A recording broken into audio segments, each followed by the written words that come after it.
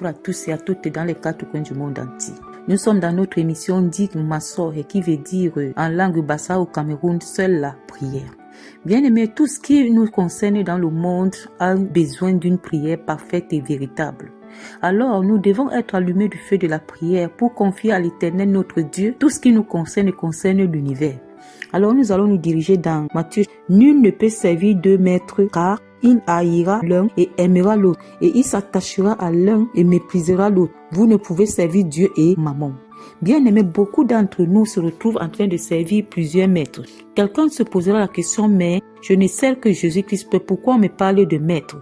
Déjà, notre chair est un maître qui gouverne notre esprit, qui gouverne notre vie. Dans notre chair, nous avons besoin de la satisfaction. Notre chair nous réclame beaucoup d'éléments. Notre chair nous réclame beaucoup de satisfaction. Alors, bien-aimés, par moment, nous sommes en train de servir 2 maîtres, le maître chair et Jésus. Et cela ne se mélange pas. La Bible est claire là-dessus. Parce que là, quand nous avons 2 maîtres, sûrement nous allons aimer l'un et haïr l'autre. Jésus n'est pas en partie. Il veut que quand nous le servons entièrement. Il veut que quand nous l'aimons totalement et parfaitement. Il ne veut pas partager ni sa gloire, ni son amour, ni même son service avec une créature. Alors, bien-aimés, il est temps pour moi, pour toi, de comprendre ce verset de la parole dans Matthieu chapitre 6, le verset 24, qui continue à nous ramener à la lumière de la pensée divine. Nul ne peut servir 2 maîtres car ou il haïra l'un et aimera l'autre, et il s'attachera à l'un et méprisera l'autre. Vous ne pouvez servir Dieu et Mammon. Par moment, nous sommes attachés à d'autres dieux sans le savoir. Je prends un peu un exemple. Quand nous avons un programme de rendez-vous avec l'Éternel notre Père, nous passons tout le temps à nous maquiller, à nous vêtir des ornements de ce monde, et nous nous trouvons en retard à la rencontre de notre Père. Ce que nous ne pouvons déjà pas faire pour ce qui concerne le monde. Si nous avons rendez-vous avec une autorité de ce monde, nous allons tout faire pour être à l'heure, afin que nous soyons honorés et que nous honorons la personne. Mais où est l'honneur que nous donnons à Dieu? Bien-aimé, Dieu nous appelle à la repentance. Toutes ces imaginations, manifestations que nous élevons vis-à-vis de Dieu confirment le mépris que nous reflétons devant notre Créateur, sans même l'accepter ou le comprendre. Alors nous devons nous repentir. Nous allons prier avant de poursuivre notre rencontre. Nous bénissons ton nom, Seigneur, pour tout ce que tu viens de nous dire comme nourriture spirituelle. Nous bénissons ton nom parce que cette nourriture est agréable à notre esprit. Merci pour mon frère, pour ma soeur qui sera connectée, qui est connectée à ce message. Béni soit ton Saint-Nom à jamais. Reçois la gloire, Hosiane, alléluia. Amen. Nous allons poursuivre notre rencontre avec le verset 31 de Matthieu 6. Ne vous inquiétez donc point et ne dites pas que mangerons-nous, que boirons-nous, de quoi serons-nous vêtus, car toutes ces choses ce sont les païens qui les recherchent. Votre Père céleste sait ce que vous en avez besoin. Cherchez premièrement au royaume des cieux et la justice de Dieu et toutes ces choses vous seront données par-dessus. Ne vous inquiétez donc du lendemain, car le lendemain aura soin de lui-même. À chaque jour suffit sa peine. Dieu nous avait confirmé cette parole dans l'Ancien Testament quand il a libéré son peuple en Égypte sur le chemin du désert.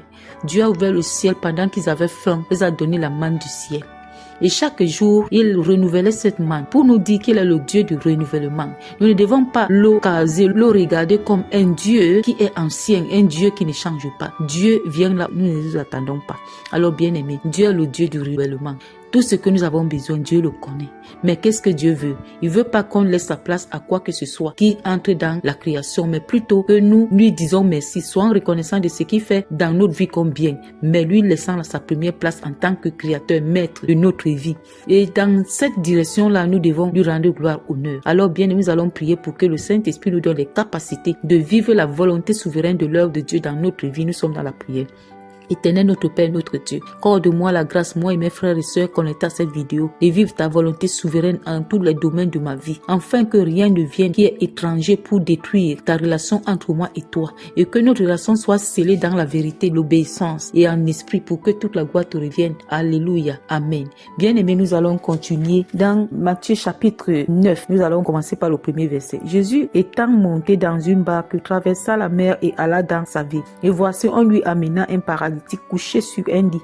Jésus, voyant leur foi, dit au paralytique, prends courage, mon enfant, tes péchés te sont pardonnés. Bien-aimés, au travers des péchés, nous avons plusieurs maladies. Et des péchés nous conduisent à voir, à adorer d'autres dieux que notre Père. Au départ, nous avons lu que si on a 2 maîtres, on va adorer l'un et négliger l'autre. Alors, le péché ici, qui peut nous conduire à la maladie, devient un autre maître dans notre vie. Mais Jésus est là avec sa miséricorde, disposé à nous guérir, comme l'a fait pour cet homme qui était paralysé. Nous sommes paralysés dans nos pensées, paroles, réactions, par les péchés. Mais la main de Jésus est présentement dans notre vie pour nous ôter de ce manteau, cette servitude de péché, afin de nous accorder la liberté. Nous sommes dans la prière. Éternel notre Père, notre Dieu, béni sois-tu, Jésus, ce jour-là où tu avais guéri ce paralytique. Guéris-moi maintenant de tous les souillures du péché qui m'ont paralysé, qui m'ont donné cette maladie qui ne vient pas de toi. Et que ce mystère que tu as manifesté dans la vie de cet homme, que tu relâches ma part en moi, afin que la puissance de ta présence ôte toute paralysie généralisée dans ma vie et que tu m'accordes une guérison totale et parfaite. Tu me donnes également les capacités par ton esprit de ne plus me retrouver dans le péché, ainsi que mes frères et sœurs connectés à cette vidéo. Que toute la gloire te revienne dans nos vies maintenant et pour toujours. Que nos témoins soient les clés pour ouvrir les portes de plusieurs hommes dans le monde, afin qu'ils te reçoivent comme leur sauveur et leur Seigneur. Béni sois-tu, scelle les ossements de toute cette prière dans le sang de l'agneau, ainsi soit-il. Amen. Bien-aimés, nous sommes à la fin de notre émission Dig ma sœur, qui veut dire seule la prière, une langue bassa au Cameroun. Soyons bénis encore davantage et que la paix de notre Seigneur Jésus nous accompagne. Surtout que son amour ne se sépare point de nous éternellement. Alléluia, alléluia, alléluia.